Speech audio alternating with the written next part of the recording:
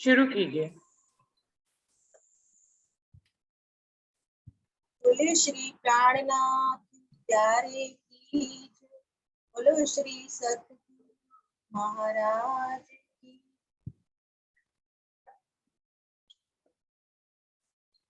पिया की नगरिया ले चल रे डगरिया, पिया की नगरिया ले चल रे डगरिया, जहाँ प्राण पिया वही लागे रे जिया, मोहे जावन दे, जावन दे।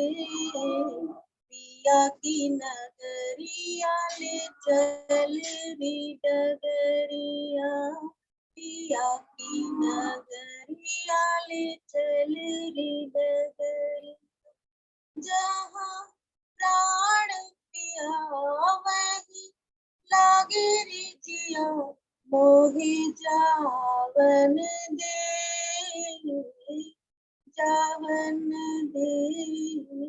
पिया की नगरिया ले चल रे डगरिया, ऐसी लगन मोरी लागी पिया से, जग संसार न भाई रे। ऐसी लगन मोरी लागी पिया से, जग संसार न भाई रे। दिन नहीं चैन रात को निंदिया, अब नहीं मोहे सुहाई रे।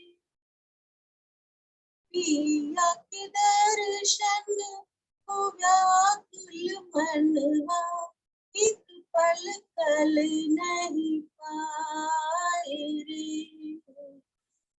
पिया की नगरिया ले चल रे डगरिया, पिया की नगरिया ले चल रे डगरिया, जहाँ प्राण पिया वही लागे रे जिया, मोहे जावन दे,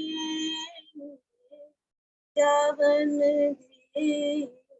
पिया की नगरिया ले चल रे डगरिया, पिया की नगरिया ले चल रे डगरिया। पिया की विरह में ऐसी मैं तड़पूं, जैसे जल बिना मीन रे।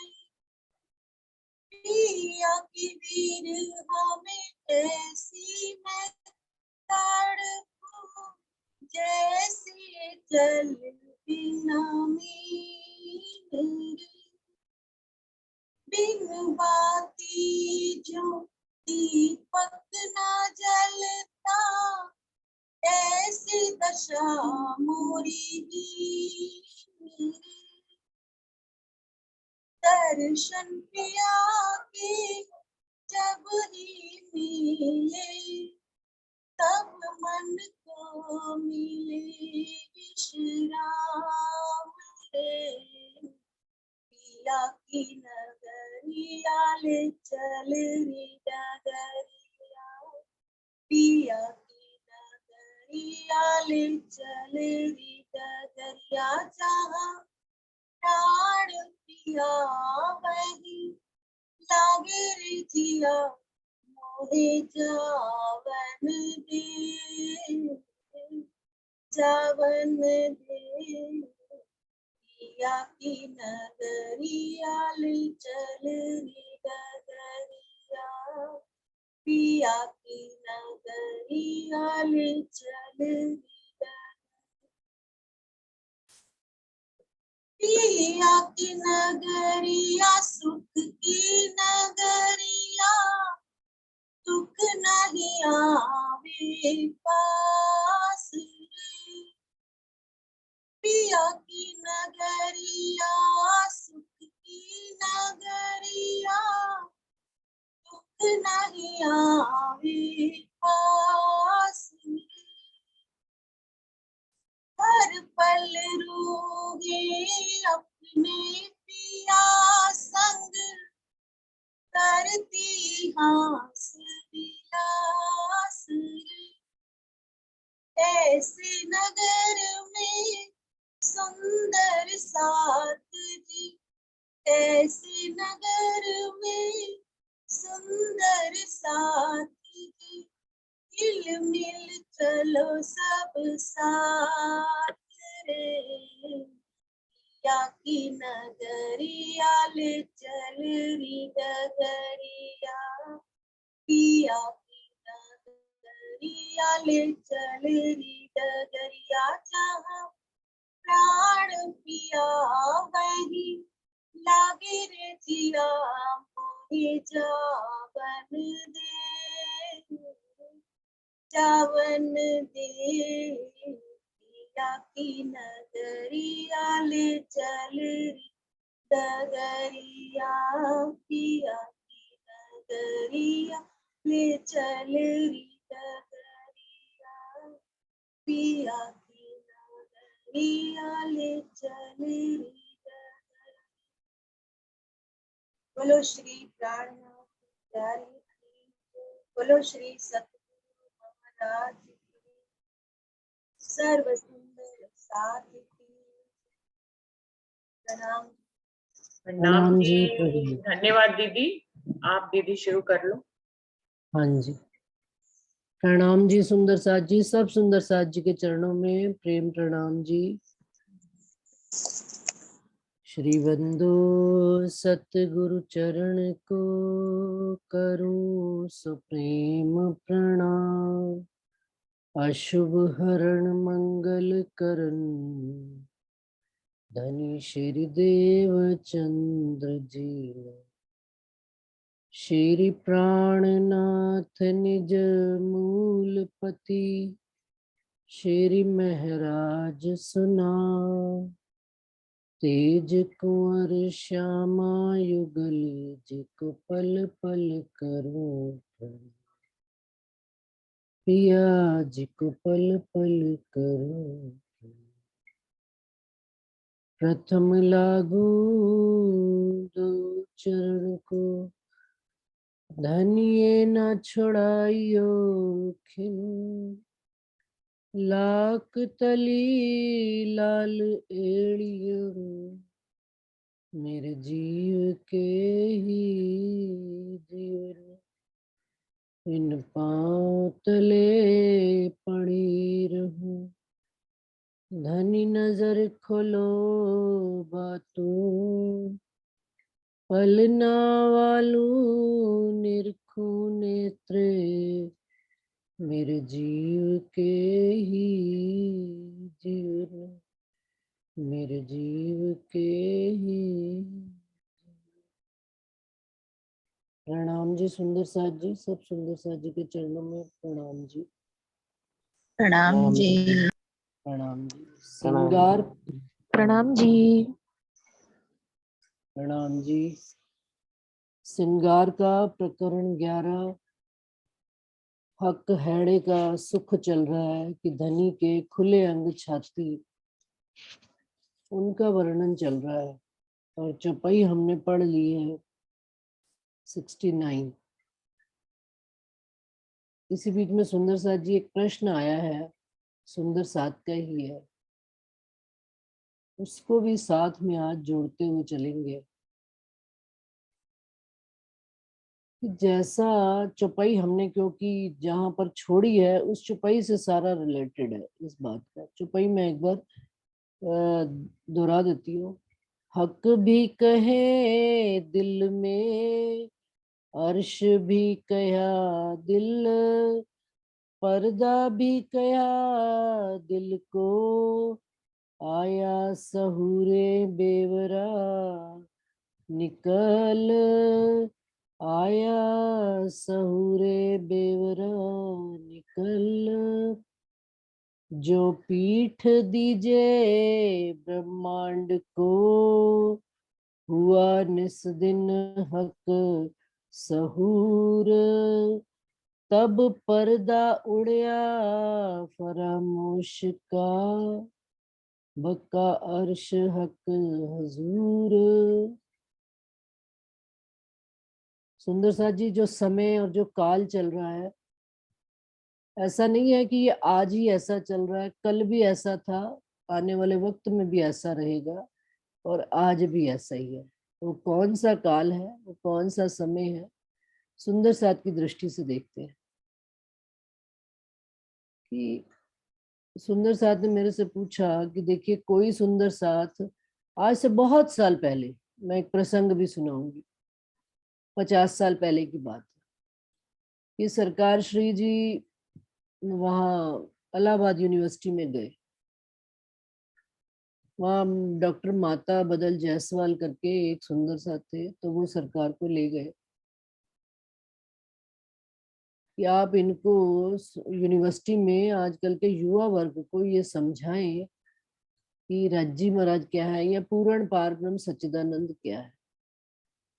तो जब सरकार वहां पर स्पीच देने के लिए गए, तो सुंदर सा जो युवा वर्ग बैठा था सामने, उन्होंने सबने हाथ खड़े कर दिए, हमने नहीं सुननी आपकी बात। तो सरकार ने उनको कहा, ठीक है, तुम मेरी मत सुनो, मैं तुम्हारी सुन लेता हूँ, तो बताओ तो सही बात क्या है आखिर। तो उन्होंने ये बात कही कि देखिए, ये डॉक्टर माता बदल जायसवाल जो है प्रोफेसर साहब, ये है धार्मिक बड़े स्वभाव के। तो ये आए दिन किसी न किसी को कॉलेज में यूनिवर्सिटी में ले आते हैं प्रवचन के लिए, और प्रवचन करता जो आता है, कोई तो आएगा कहेगा कि परमात्मा निराकार है। अभी हम वो बात समझ भी नहीं पाते हैं कि दूसरा आ जाता है प्रवचन करता, वो कहता है साकार है। अभी उसकी बात ही समझ नहीं आती कि तीसरा आ जाता है, वो कहता है कण कण में है। फिर चौथा आ जाता है, पांचवा आता है, भिन्न भिन्न मुंडे भिन्न भिन्न मतियां। उस कारण से हम सब बड़े कंफ्यूज हैं कि परमात्मा है भी तो कैसा है, और बिना वेद के और बिना शास्त्र के कोई बात समझाइएगा, लंबी चौड़ी बात हमें समझनी नहीं है।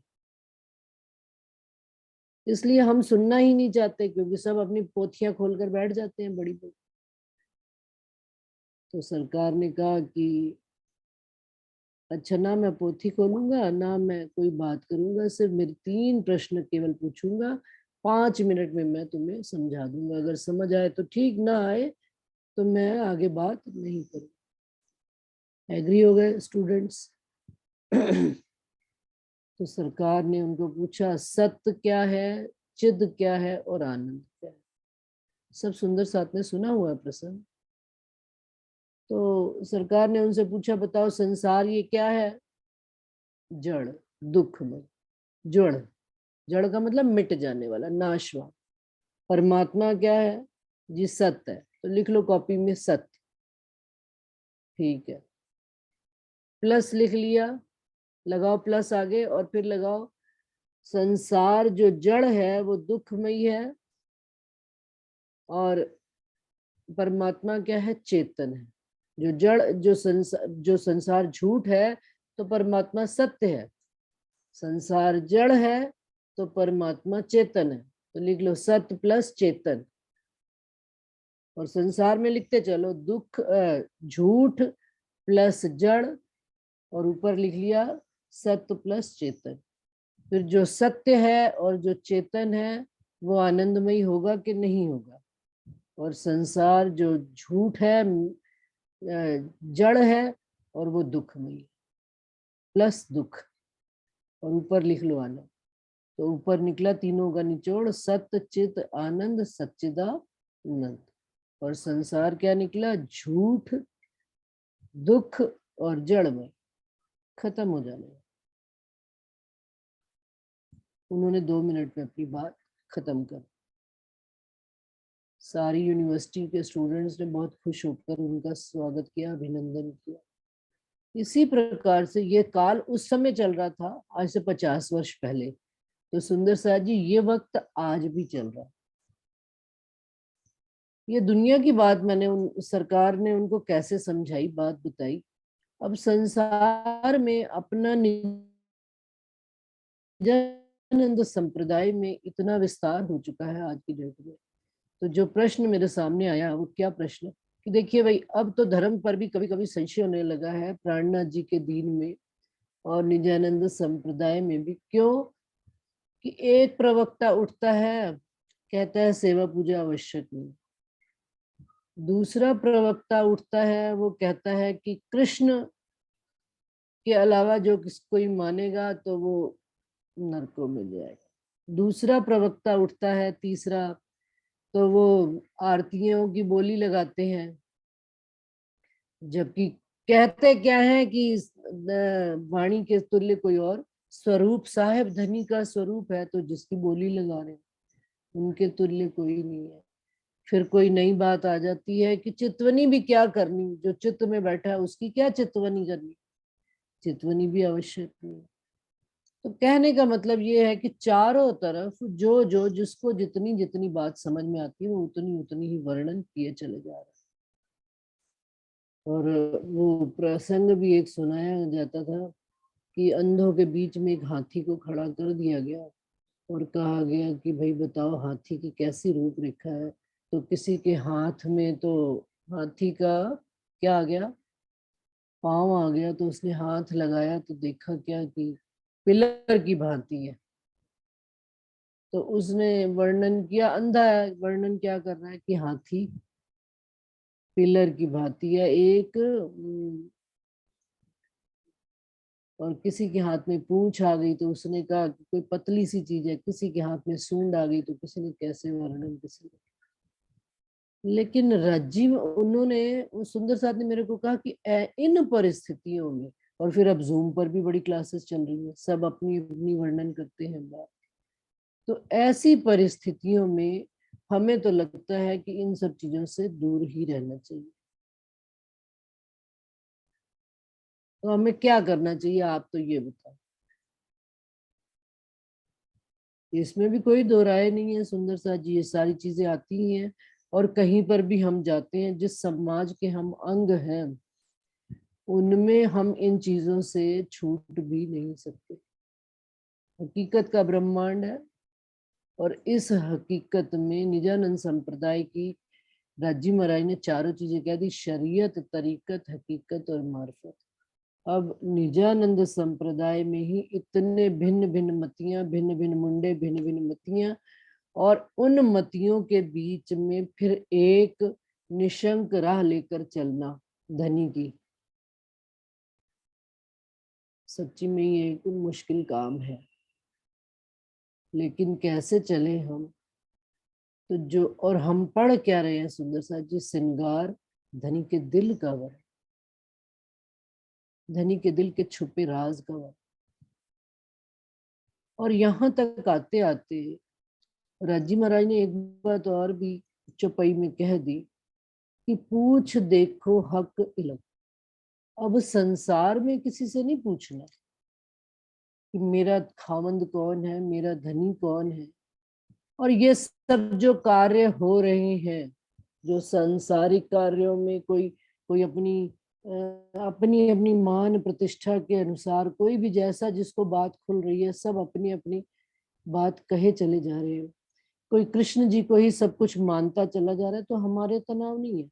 जो संपूर्ण रात्रि को, अज्ञानता को ही, जब अगर प्राणनाथ जी ना आए होते और ये वाणी ना आई होती, तो मुझे नहीं लगता कि किसी को पहले दिन के बारे में कुछ खबर होती। और वाणी ना आई होती तो दूसरे दिन की, तीसरे दिन की, चौथे दिन की और पांचवें दिन की। और आज छठे दिन में हम मोमिन जो बैठकर उन पर वाणी के ऊपर शहूर पर शहूर कर रहे हैं, करने की आवश्यकता नहीं थी अगर हमने पूछ देखो हक इल्म और इस खुदाई इल्म पर विश्वास किया होता। लेकिन हमें तो समस्या वाणी की नहीं है, समस्या समाज की नहीं है, समस्या हमारी अपनी है कि हम वाणी पर विश्वास करने के अलावा हम बाकी सारी दुनिया पर विश्वास करते हैं। और राज्जी महाराज से, जो धनी का स्वरूप कहा गया है, उनसे कोई भी बात को हम बातचीत करते नहीं और उनके बीच में समस्या का हल खोजते नहीं। अब यदि वास्तव में हमारे अंदर ईमान की भी बात आती है, पीछे ईमान के लिए भी एक चौपाई आई थी, ईमान कैसे, कि भाई जिनको ये मोमिनों को मुख न फेरे मोमिन छाती इन सुभान, एक करते याद अनुभव क्यों ना आवे असल ईमान। जिस प्रकार से संसार कोहेड़ा है और कोहेड़े के बीच में राज्जी महाराज ने ये इलम रख दिया है कि कोहड़े में जो फंसता जाएगा और जो कोहड़े के अंदर गहराई से बात अंदर घुसता चला जाएगा, उसको ये वाणी मिलेगी। और वाणी के साथ भी अब निजानंद सा हमको चारों चीजें मिलने के बाद वृथा का निगमोरे पामी पदार्थ चार, मनुष्य तन भी मिल गया, भरत खंड भी मिल गया, निजानंद संप्रदाय भी मिल गया, और उसमें भी फिर इतनी गुत्थियां उलझने, तो फिर एक क्यों हमें ईमान कैसे आएगा, और ईमान कैसे आएगा। और दूसरी बात ये कि भाई उन्होंने कहा कि पर्दा भी गया दिल को आया शहूरी बेवरा में, शहूर करना भी राज्य महाराज को। ईमान के लिए बीतक साहब में यदि हम जाएं तो एक सुंदर साथ का प्रसंग आता है। क्या नाम था उनका, राधा आज आई बैठी है कि नहीं आई बैठी? हाँ जी, प्रणाम दीदी। प्रणाम जी। क्या नाम बताया था राधा? जान मोहम्मद दीदी। जान मोहम्मद, हाँ जान मोहम्मद, ठीक है। जान मोहम्मद जी ऐसा एक मोमिन सुंदर साथ हुए कि जब उनको जागृति आई राज्जी महाराज के प्रति, और उधर से उनको वो मुसलमान वर्ग के थे, मुसलमान वर्ग वाला सुंदर साथ उनको बड़ा परेशान किया करता था कि भाई तुम अल्लाह ताला को धर्म को छोड़कर तुमने कौन सा हिंदू धर्म धारण कर लिया है। और इधर आते थे तो प्राणनाथ जी के वचनों को सुनकर उनके अंदर बड़ी चोट लगती थी, क्योंकि परम धाम की आत्म थी।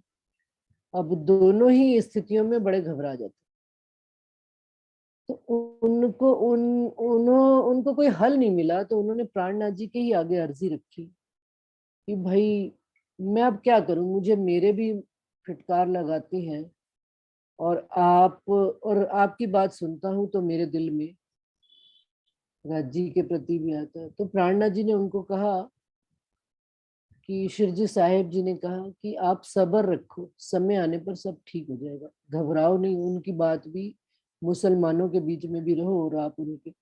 तो जान मोहम्मद ने जो जवाब दिया सुंदर सा, वो जवाब जो है हमारे जीवन के लिए बड़ा आवश्यक है।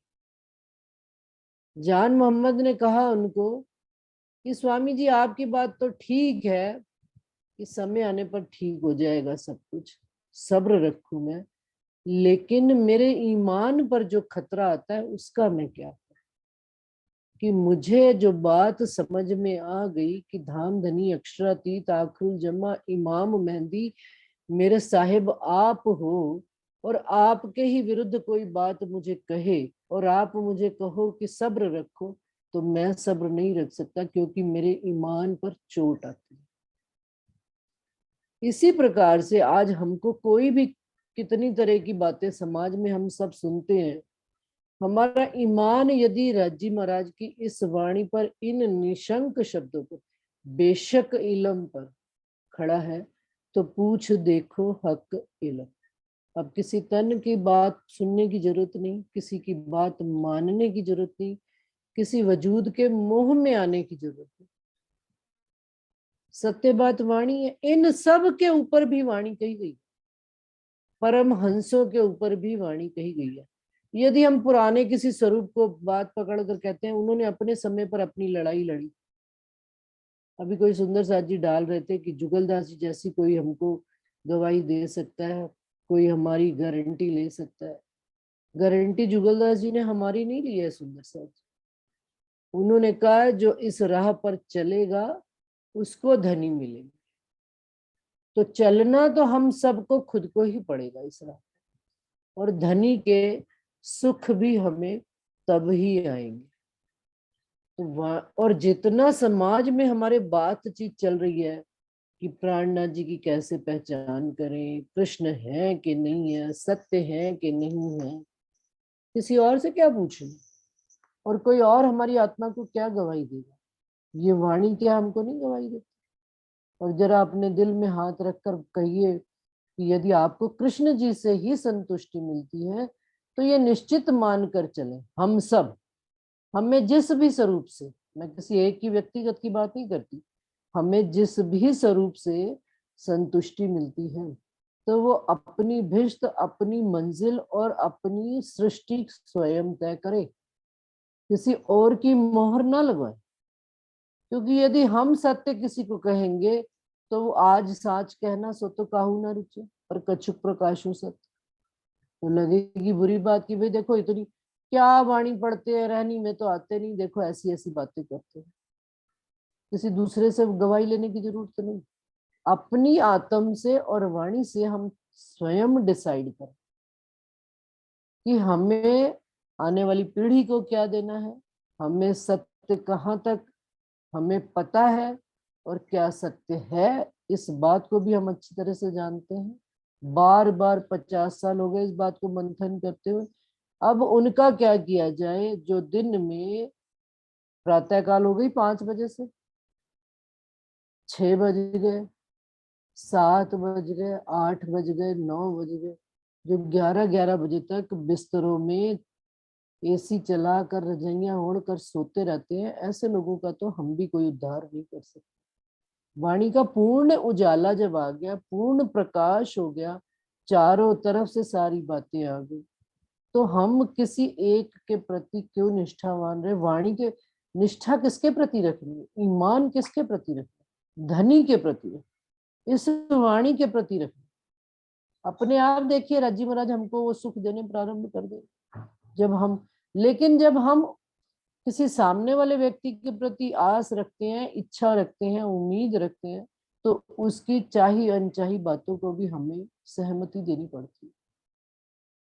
वहां हम धनी से दूर हो जाते हैं, क्योंकि हक शहूर किए बिना आड़ी अंतर तुरी, पर्दा भी कया दिल को आया शहूरे बेवरा नहीं कर। पर्दा कैसे हटेगा? ये पर्दा वजूद है, बहुत हो गई, बहुत सुन ली, बहुत कह ली, लेकिन पर्दा हम खुद, हमें खुद को हटाना पड़ेगा, कोई दूसरा नहीं हटाएगा पर्दा। कंबल मैंने पकड़ा है तो मुझे ही छोड़ना पड़ेगा। गोविंद भेड़े में से निकलने के लिए मुझे ही गोविंद भेड़े को दृष्टि छोड़नी पड़ेगी, बाहर की आत्म दृष्टि से चलना ही पड़ेगा, तब ही हम इस गोविंद भेड़े से निकलेंगे। कोई दूसरा तो नहीं निकाल पाएगा, क्योंकि फिर चौपाई आ रही है, जो पीठ दीजिए ब्रह्मांड को। अब ब्रह्मांड को पीठ कैसे देंगे?